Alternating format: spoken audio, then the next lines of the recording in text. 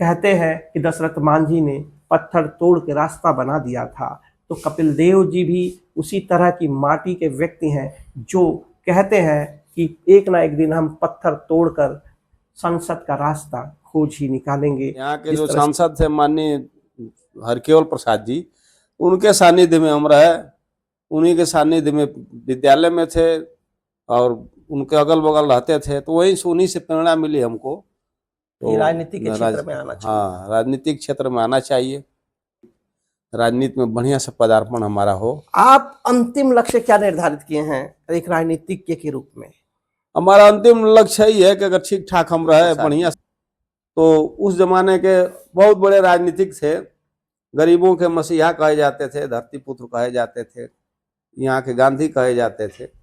उनके संपर्क में हम रहे, 3 चुनाव उन्होंने लड़ा एमपी का, तीनों का मैं चुनाव संचालन भी किया। नमस्कार, न्यूज़ 777 स्टार पर आप सब लोगों का जोरदार स्वागत है। और आज की कड़ी में हम आज बात करें एक और शख्सियत से। नाम है कपिल देव। लेकिन ये कपिल देव क्रिकेट के कपिल देव नहीं है। अपने जीवन के एक, जिस तरह से कपिल देव जी ने अपने जीवन की पारी बहुत ही शानदार खेली, 1983 का वर्ल्ड कप जीता, उसी तरह की पारी और उतना ही जुझारूपना दिखाने वाले व्यक्ति से मैं बात कर रहा हूँ। नाम है कपिल देव, जो कि राजनीति के क्षेत्र में सक्रिय हैं। हम चर्चा करेंगे इनके जीवन के बारे में। हम चर्चा करेंगे कि कैसे राजनीति के क्षेत्र में आए, इनका आरंभिक जीवन कैसे बीता, शिक्षक से राजनीति तक का सफर और एक आम किसान के बेटे से राजनीतिक तक का सफर, पूरी चर्चा इस पे होगी। आइए हम बात करते हैं। नमस्कार। नमस्कार। कैसे हैं सर? ठीक, बढ़िया है। और ठीक कैसा? ठीक, स्वास्थ्य ठीक है सर आपका? एकदम बढ़िया है। और आज हम आपका दर्शकों की तरफ से स्वागत करते हैं अपने चैनल न्यूज़ 777 स्टार पर। बहुत बहुत धन्यवाद आपको।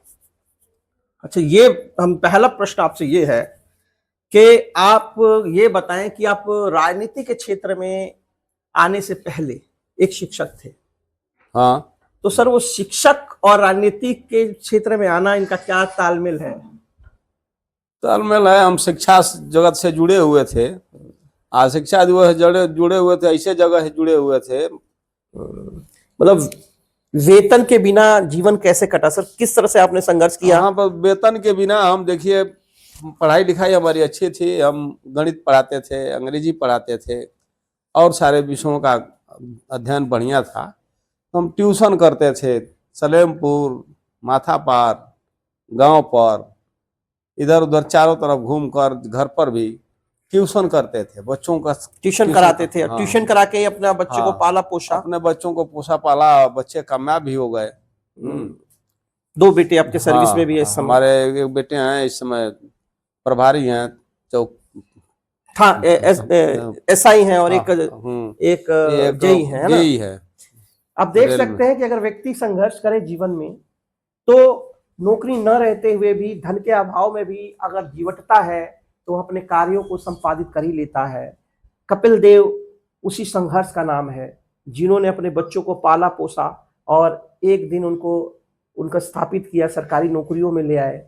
और वो व्यक्ति जिसको वेतन नहीं मिला, राजनीति में उतरा और एक विधायक बनने की बारे में सोचता है। कैसे देखता है आदमी सपना? ये कहानी आपको ये प्रेरित करेगी कि एक आम आदमी भी विधायक बन सकता है, संसद का हिस्सा हो सकता है। कैसे हो सकता है, ये जानेंगे और विस्तार से। सर, वो बताइए, बचपन कैसे कटा आपका? बचपन देखिए हमारा बहुत, यहाँ के जो सांसद थे माननीय हरकेवल प्रसाद जी, उनके सानिध्य में हम रहे, उन्हीं के सानिध्य में विद्यालय में थे और उनके अगल बगल रहते थे, तो वहीं से उन्हीं से प्रेरणा मिली हमको। तो राजनीति के क्षेत्र में आना चाहिए। हाँ, राजनीतिक क्षेत्र में आना चाहिए। आपके बहुत सारे ऐसे साथी हैं जो साथ में कभी शिक्षक रहे, राजनीति के क्षेत्र में आए। क्या ऐसा नहीं लगा कि वो लोग कुछ ज्यादा ही आगे निकल गए और आप पिछड़ गए? ऐसा नहीं है, बहुत पीछे लोग नहीं निकल पाए, आगे हम पीछे नहीं रहे, न वो बहुत आगे निकल गए, ऐसा नहीं है। अपने आप में हम काफी संघर्ष किए, मेहनत किए, अपने मेहनत के बल पर गांव सभा का प्रधान हुए हम, 2015 से लेकर 2020 तक प्रधान रहे। उसके बाद विधानसभा का चुनाव 2022 में आने वाला था, तो उसके परिप्रेक्ष्य में हम उसके परिप्रेक्ष्य में उसकी तैयारी करने लगे। बड़ा हमारा बढ़िया रिस्पांस रहा, लेकिन दुर्भाग्य से हम बीमार पड़ गए, जिससे इस समय थोड़ा हम उसमें शिथिलता आ गई। लेकिन अब सबके आशीर्वाद से ठीक ठाक से अब हैं हम। पुनः अपना हम चाहेंगे कि राजनीति में अगर ठीक ठाक हम रहे, बढ़िया से रहे, तो चाह रहे हैं कि 27 का चुनाव हम लड़ें और उसमें सफलता हासिल हो, सदन में जाएं, लोगों की अपेक्षा के अनुसार काम करें, उनकी जो समस्या है उनको सदन तक उठाएं, उनका निदान हो। यही हमारा अंतिम लक्ष्य अब रह गया है। अच्छा, मैं जानना चाहूंगा कि बचपन, जैसे आपका बचपन कैसा बीता? आप एक शिक्षक तो रहे, मैं जानना चाहूंगा, आपका लंबा आयु हो गई है, एक बचपन का जीवन के बारे में बताएं कि यहाँ का माहौल क्या था, उत्तर प्रदेश के देवरिया जिला में किस तरह का माहौल था, किस तरह के लोग रहते थे, उस समय की जीवन शैली क्या थी, आरंभिक जीवन कैसे जिया, उसके बारे में बताएं कुछ। अब उसके बारे में, उस समय शिक्षा दीक्षा का अभाव था अपने समाज में। कौन से सन के आसपास की बात बता रहे हैं? हम बता रहे हैं लगभग हम 72 में कक्षा 8 में थे, 72 में। हाँ 72 में, 75 में हाई स्कूल में किए, 77 इंटरमीडिएट किए और 79 में हम गए बीए कर लिए, 81 में एमए किए। लेकिन दुर्भाग्य रहा, एमए फाइनल ईयर में हम जाकर Madan Mohan Malviya post graduate college Bhatpar से अंतिम वर्ष में फेल हो गए। पैसे के अभाव में फिर उसको अप्लाई नहीं किए, ना डिग्री मिल पाई। फिर जाकर 84 में बीआरडी पीजी कॉलेज देवरिया से बीएड किए। फिर 84-85 से अपना विद्यालय में शिक्षण कार्य शुरू कर दिए। हरिकेवल प्रसाद जी के कॉलेज स्कूल में आप पढ़ाते थे, क्या नाम है उस स्कूल का? लोकनायक जयप्रकाश नारायण शिक्षा संस्थान माथापार। मुझे जो जानकारी है वहां पर एक मित्रों, मैं आपको बताता चलूं कि आप एक ऐसे शिक्षक से बात कर रहे हैं जिन्होंने सेवा तो दी पूरी, अपनी 62 साल की सेवा तक तो दी, लेकिन उनको मिला कुछ नहीं। वेतन के रूप में उनको पैसे नहीं मिले, उनका भुगतान आज तक नहीं हो पाया है।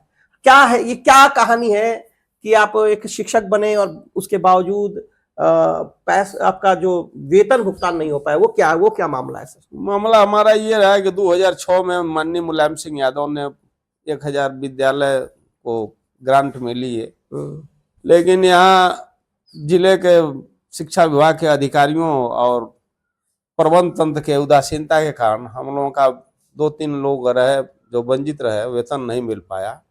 फिर भी हम हाई कोर्ट में अपील किए हैं। ये शासन में विलम्ब समिति है, सद्भावना समिति, उसमें भी हम लोग अपना प्रत्यावेदन दिए हैं। वैसे हमें उम्मीद है और सब ठीक ठाक रहा तो अप्रैल में हो सकता है कि भुगतान भी हो जाए हम लोगों का। बहुत अभाव में कटा, लेकिन ये है कि माँ बाप लालसा थी कि हमारा बेटा बढ़िया से पढ़े लिखे। हमारे माँ बाप अनपढ़ गंवार थे, खेती बाड़ी करते थे, उसके बावजूद भी उस गरीबी के समय में उन्होंने हमें एमए बीएड कराया। तो मैं उनसे हमको सीख मिली कि हमको भी अपने बच्चों को उच्च शिक्षा की व्यवस्था करनी चाहिए, और उन्हीं लोगों से प्रेरणा मिली, जिसके फलस्वरूप हमारे भी बेटे बड़े वाले एमएससी मैथ से रहे, बीएड भी किए, दूसरे वाले भी रहे पॉलिटेक्निक किए, बीए बीएससी किए, तैयारी किए, तीसरे हाँ अब जेई हैं, तीसरे वाले भी हैं, दो बीच में है, इनका भी एमए है, बीएड है। मतलब तो शिक्षा दीक्षा बढ़िया रही। मात्र कुछ धन में भी अपना घर का खर्चा चलाने के बाद भी अपने बच्चों को शिक्षित किया, बढ़िया शिक्षित किया। वो बताइए सर कि उसमें का सामाजिक परिवेश क्या था जिस समय आप लोग स्कूलिंग वगैरह हो रही थी यहाँ में? जैसे कैसा सामाजिक परिवेश क्या था यहाँ का? सामाजिक परिवेश यहाँ का बहुत बढ़िया था, शांति थी, आपस में सबके प्रति सबका सद्भाव था, सब लोग सबका सहयोग कर रहे थे उस समय। इस समय तमाम विसंगतियां हैं, लेकिन उस समय ऐसा नहीं था। उस समय के लोग अच्छे थे, सबका सहयोग करते थे और प्रोत्साहित करते थे। अनपढ़ गंवार होते हुए भी हमको प्रोत्साहित किए सब लोग, अपने गांव के लोग, अगल बगल के लोग, पटदारी के लोग, जो भी लोग थे हमारे शुभचिंतक, सब लोग हमको प्रेरित किए, सहयोग दिए। सबके सहयोग से हम इस मुकाम तक पहुंचे। अच्छा, और अब अगला लक्ष्य है कि आप अगला चुनाव लड़ना चाहते हैं हाँ। और एक विधायक बनना चाहते हैं, हम्म। या कामती लक्ष्य देख सकते हैं कि आप काफ़ी बीमारियों से जूझ रहे हैं। बहुत बार इनको लगातार डायलिसिस पे जाना पड़ता है, हॉस्पिटल को के घूमना पड़ता है और हफ्ता-हफ्ता भर हॉस्पिटल रहते हैं, लेकिन एक जीवटता की जो शक्ति है, हमें अगर सीखना है, तो ऐसे इंसानों से हमको सीख मिलती है कि जीवन में हमें कुछ बेहतर करना है। अपने जीवन से ही नहीं, अपने साँसों से भी लड़ना पड़ता है। मैं अच्छा ये बताइए कि जैसे जब आप 1972 वगैरह का दौर था, गांव में शिक्षा तो कमी थी, अधिकतर लोग पलायन कर रहे थे। तो पलायन प्रवृत्ति क्या थी जो शहरों में चले प्लस जाते थे? सारा में यहाँ गांव में कुछ था नहीं, मजदूरी था, खेती बाड़ी भी अच्छी नहीं होती थी। हम्म, तो बाहरी दो लोग सब भर भग कर गाँव से छोड़कर कहीं आसाम, कलकत्ता, बंगाल, दिल्ली, हरियाणा, तमाम प्रदेशों प्रदेशों में लोग चले, में आपके लग साथ के लड़के चले हाँ जाते थे चले जाते थे काम उस। करने के। हाई स्कूल इंटरमीडिएट नहीं कर पाते थे, कक्षा 8 पास करके हाई स्कूल करने के बाद सब लोग अपने अपने रोजी रोटी की तलाश में चले जाते थे। बहुत कम लोग रहे जो शिक्षा दीक्षा, उच्च शिक्षा दीक्षा ग्रहण किए। काफी लंबा अनुभव है आपका इस बारे हाँ में। अच्छा, वो उस समय विवाह पद्धति वगैरह क्या थी, किस तरह, तब के विवाहों और आज के विवाहों में क्या अंतर आया है? तब के विवाह में अब के में बहुत काफी परिवर्तन है। तब वही होता था शादी विवाह, लड़की वाले आते थे, लड़के को पसंद करते थे, कुछ दहेज वहेज की व्यवस्था नहीं थी उस समय। दोनों लोग सहमत हो जाते थे, दोनों पक्ष के लोग सहमति के आधार पर शादी विवाह बढ़िया से हो जाता था। आज तो बहुत सारा खर्च भी है, उस समय खर्च भी नहीं था। मामूली ये गुड़ और पानी से सबका स्वागत किया जाता था बारातियों का।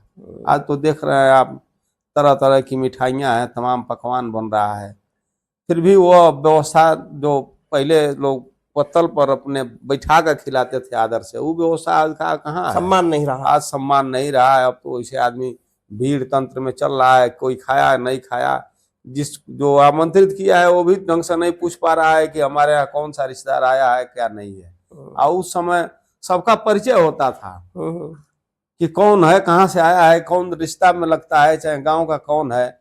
और सब लोग गांव के जो संभ्रांत लोग थे, चाहे जो भी, सब लोग दहेज, लड़की की शादी होती तो दहेज में सब 10 रुपया, 5 रुपया, 2 रुपया, जिनके पास जो भी था लाकर सबको देते थे। और बाराती जब आते थे उनका स्वागत होता था, बाराती खा लेते थे, उसके बाद गांव के लोग चाहे परिवार के लोग खाते थे। जो अब बदल गया है। हाँ, अब ऐसा नहीं है। अब तो पहले गांव के लोग ही टूट पड़ रहे हैं, चाहे बाहरी लोग। खैर व्यवस्था दूसरी हुई इस समय, उस समय कमियां भी थी, अब ऐसा नहीं है। अब तो ठीक ठाक है, हम सबको बुलाते हैं। उस समय बहुत बढ़िया था, आदर उस समय भी था, इस समय से बढ़िया आदर था कि गिने चुने लोग उस समय आते जाते थे। जनवासा हम लोगों के समय में होता था, जो जवार पथार के जो पढ़े लिखे लोग होते थे, चाहे वो किसी जाति का हो, उसको जनवासे में बुलाया जाता था। तो अपना अपने भारतीय संस्कृति के बारे में, अपनी ये सामाजिक कुरीतियों के बारे में लोग उस पर प्रकाश डालते थे, कैसे हमारा विकास हो। उस समय बाल विवाह भी होता था, 15-16 वर्ष की अवस्था में उम्र में शादी हो जाती थी। तो इस ये जो जनवासा था, वो समझिए एक संगोष्ठी थी उस समय की। उसके माध्यम से लोगों को जागरूक करते थे कि बाल विवाह न किया जाए, शिक्षा पर ध्यान दिया जाए, पढ़ाई लिखाई अच्छी हो, सब लोग तालमेल बैठा कर रहे, सबके बारे में बताया जाता था। फिर हम लोग उस समय बाबा साहब भीमराव अम्बेडकर के बारे में उसी समय हम लोग जान गए, जब अभी जूनियर में हम पढ़ते थे। तभी तमाम लोग जो पढ़े लिखे लोग थे उनका माला जपते थे, उनका जय जयकारा करते थे। तो बहुत सारी चीजें थी जो सीखने को मिली। अब वो ऐसा माहौल नहीं है, अब हर आदमी अपने अपनी व्यवस्था में लगा हुआ है। तब सबके सहयोग में सब लोग थे। प्रेरणा प्रेरणा कहाँ से मिली एक राजनीतिज्ञ बनने में? प्रेरणा हम बताए कि जो हम जहाँ थे स्कूल में, लोकनायक जयप्रकाश नारायण शिक्षा संस्थान के प्रबंधक थे माननीय हरकेवल प्रसाद जी। तो उस जमाने के बहुत बड़े राजनीतिक थे, गरीबों के मसीहा कहे जाते थे, धरती पुत्र कहे जाते थे, यहाँ के गांधी कहे जाते थे। उनके संपर्क में हम रहे। 3 चुनाव उन्होंने लड़ा एमपी का, तीनों का मैं चुनाव संचालन भी किया। लोकसभा का मैं चुनाव संचालक 3 बार रहा। प्रेरणा हमको उन्हीं से मिली, उनके इर्द गिर्द रहते थे, सभाओं में जाते थे, जो भी उनका राजनीतिक कार्यक्रम होता था उसकी व्यवस्था में हम लोग रहते थे, भोजन पानी खाने पीने की व्यवस्था हम ही लोग करते थे। उन्हीं से हमको सारी प्रेरणा मिली और उन्हीं के सहयोग से, उन्हीं के आशीर्वाद से हम यहाँ तक पहुँच पाए। आप पूरा प्रेरणा तो मान लो, हम तो बताए आपसे कि हमारी प्रेरणा पूरा अपने माता पिता से मिली कि उस समय अनपढ़ होते हुए उन्होंने हायर एजुकेशन मुझे दिया, उच्च शिक्षा में हमारा प्रवेश कराया, तो उस समय उनसे प्रेरणा मिली शिक्षा के बारे में। राजनीति के बारे में तो माननीय हरकेवल प्रसाद जी हैं, वही हमारे सब कुछ, उनको भगवान भी कहा जाए तो अतिशयोक्ति नहीं होगी। देख सकते हैं, हम बात कर रहे हैं कपिल देव जी से, जो कि सपा की राजनीति करते हैं और टिकट के दावेदार। अच्छा, ये मैं जानना चाहता हूं कि टिकट का दावा था आपका भी पिछले बार जो चुनाव में, तो क्या कारण रहा कि आपको टिकट नहीं मिल पाया? आपको क्या लगता है कि कहाँ कमी रह गई कि आप विधायकी के कैंडिडेट नहीं बन पाए? देखिए, हमको माननीय अखिलेश जी ने हमको कह दिया कि आप टिकट देंगे, लेकिन अब क्लियर हुआ उसके बाद यहाँ सलेमपुर को जो सीट थी, सलेमपुर विधानसभा की सीट, वह समझौते में सुभाषपा के खाते में चली गई। तो वहाँ ओम प्रकाश राजभर जो वर्तमान में इस समय कैबिनेट मंत्री हैं, उनके खाते में चली गई, तो वो अपने ढंग से अपना उम्मीदवार अपना दूसरा चयन कर लिए। नहीं तो हमारा तो लगभग तय था, उन्होंने कहा था, समझौते में नहीं गई होती तो हम यहाँ चुनाव लड़े होते, सपा की सीट से चुनाव समाजवादी पार्टी से लड़े होते चुनाव। क्या लगता है आपको कि मतलब जैसे जब व्यक्ति एक राजनीति में आता है तो लोगों को कैसे आप जोड़ते हैं अपने आप से? देखिए, हम शुरू से ही मृदुल स्वभाव के थे और हमारे अंदर कोई कभी अहंकार नहीं रहा। जब कुछ नहीं था, अब भी कुछ नहीं है, फिर भी उसके बाद हम लोगों से काफी प्रेम भाव से मिलते हैं। हमारा ये कही वही मंत्र कहिए या हमारा विचार कहिए या हमारी परंपरा है या हमारा ये वातावरण इस तरह का रहा कि हम सबसे सहृदयता से मिलते हैं, सब लोग बड़ा आदर देते हैं, हम भी आदर से सबसे दंड प्रणाम करते हैं, मिलते जुलते हैं जहाँ जाते हैं। जिनका भी वो हमारे लायक, आज भी मान लीजिए कि थाना हो, तहसील हो, ब्लॉक हो, कोई समस्या होती है हमारे लायक है तो जाकर हम त्वरित निदान करते हैं। कोई शादी विवाह पड़ता है, कोई तबीयत खराब होता है तो उसके यहाँ जाते हैं हम, यथासंभव भरसक आर्थिक, सामाजिक, राजनीतिक रूप से सहयोग करते हैं। इसी से लोग हमको लाइक करते हैं और कोई मतलब ये सब तरीका एक समाज सेवा का तरीका है जिसके द्वारा आप लोगों से जुड़ाव महसूस कर पाते हैं। आप लोगों से क्या अपील करना चाहेंगे अपने लिए? हम तो आप जनता से अपने लिए क्या अपील करना चाहेंगे? हाँ, अपील करना चाहेंगे कि अगर बाई चांस टिकट मिल जाता है तो हमारा सब लोग सहयोग करें और वोट दें हमको, और हमको अपनी इच्छाओं के अनुरूप वहां तक पहुंचाएं, सदन तक हम जाएं, अपना सपना साकार करें, उसके साथ साथ क्षेत्र की, समाज की समस्याएं हैं उसका निदान करें। यही अपील करेंगे लोगों से कि सब लोग सहजता से, आदर भी देते हैं लोग, ऐसा नहीं है, लेकिन अब दुर्भाग्य हमारा रहा कि थोड़ा तबीयत खराब चल रही थी, अब स्वस्थ हो रहे हैं, स्वस्थ हो ही गए हैं। अब सबके सुख दुख में अपना समय देंगे, सबका आना जाना लगा रहेगा। इस आधार पर आप सभी लोग हमारा सहयोग करें कि ताकि हम आने वाले 2027 के विधानसभा चुनाव में अपनी हम भूमिका निभा सकें और आपके सहयोग आशीर्वाद से सदन तक पहुंच सकें। हमारी यही लोगों से प्रार्थना है, अपील है, निवेदन है जनता जनार्दन से। सर, ये शिक्षक के रूप में जो आपने काम किया उसको आप किस रूप में देखते हैं? आप शिक्षा के रूप में हमने बहुत बढ़िया काम किया। जो गरीब, तमाम हमारे स्कूल में गरीब लोगों के बच्चे पढ़ते थे, बड़ी ईमानदारी से हमने पढ़ाया। आज भी हम घर से निकलते हैं तो जितने हमारे पढ़ाए हुए छात्र हैं, लगभग 40 है, 45 साल के, 50 साल के बच्चे हैं। अब बच्चे तो नहीं है लेकिन हमारे लिए वही हैं। आज भी निकलते हैं तो बड़ी आदर से हमको सम्मान पूर्वक प्रणाम करते हैं, प्रणाम गुरु जी, ठीक ठाक हैं। बहुत हमको सम्मान, शिक्षा के क्षेत्र में आने से हमको बहुत सम्मान मिला। जो भी मिला है हमको वहीं से मिला है। सम्मान तो मिला सर, लेकिन धन नहीं मिला आपको इतने वर्षों तक सेवा का, हाँ, वो धन- उसका मलाल नहीं रहता क्या? मलाल रहता है, क्यों नहीं रहेगा। मेहनत किए, परिश्रम किए, उसी के अब शिक्षा पैसे के लिए ना हर काम आदमी करता है। लेकिन ये हुआ कि पैसा मिला या ना मिला, हम संतुष्ट रहे अपने कार्य से। हम ईमानदारी पूर्वक शिक्षाटन किए, बच्चों में शिक्षा का संचार किया, और उससे हमको काफी संतुष्टि मिली, और उसी आधार पर आज तक हम बढ़िया से जीवित हैं, ठीक ठाक हैं। कभी ऐसा समय नहीं आया कि धन का बहुत अभाव रहा हो, जब आप कुछ कचोटा हो कि मैं शिक्षक का पद छोड़कर कुछ और कर लेता, ऐसा कभी मन में नहीं आया? शिक्षा का, धन का तो बहुत कमी आया हमको, बहुत परेशानी आई हमारे सामने, तमाम समस्याएं आई, लेकिन ये नहीं रहा कि हम कभी दिमाग में नहीं बैठा कि हम शिक्षा को छोड़कर दूसरे क्षेत्र में कहीं जाएं। इतना उसमें शिक्षा में रम गए थे, इतना वो लोग बच्चे सम्मान देते थे, गार्जियन भी सम्मान देते थे, आदर से सब मास्टर साहब गुरुजी कहकर पुकारते थे, तो उससे अब उसके आगे धन नगण्य रहा सम्मान के आगे।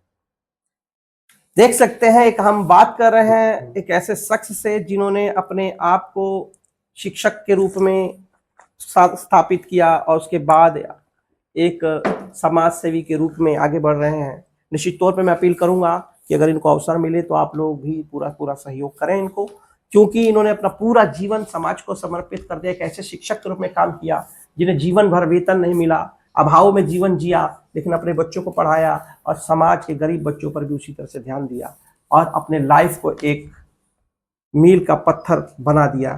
कहते हैं कि दशरथ मांझी ने पत्थर तोड़ के रास्ता बना दिया था, तो कपिल देव जी भी उसी तरह की माटी के व्यक्ति हैं जो कहते हैं कि एक ना एक दिन हम पत्थर तोड़कर संसद का रास्ता खोज ही निकालेंगे। जिस तरह से जीवन में संघर्ष है। नमस्कार, इसी तरह हम फिर मिलेंगे और आपसे बातें करेंगे। धन्यवाद। और बातें होती रहेंगी।